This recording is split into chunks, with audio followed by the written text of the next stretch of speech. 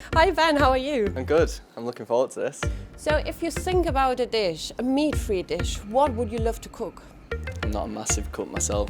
So what about a tikka masala? Everyone loves curry, isn't it? So the first step is we're going to put the lovely Quorn pieces into a bowl. Now we will add the Tikka Masala curry paste and the tomato puree.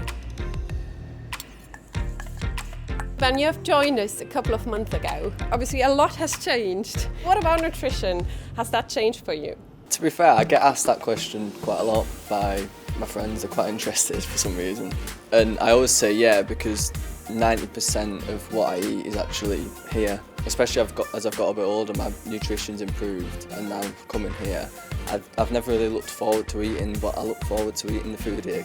Our next part is we're going to heat a little bit of oil in the pan and we're going to add the onions and then our wonderful spiced Tikka Masala Quorn pieces.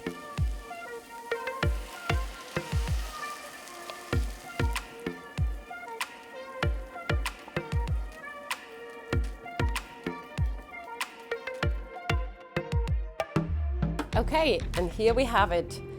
Our Quorn Tikka Masala. We have served it with rice, absolutely delicious. Let's have a little taste.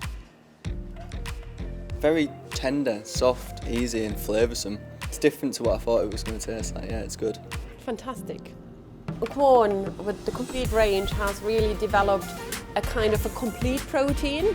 That's really important for all your cell functions, what protein is actually for. But what is also another point, it's like really high in fibre, has a special impact towards your gut, and that's fantastic, especially for an athlete's diet.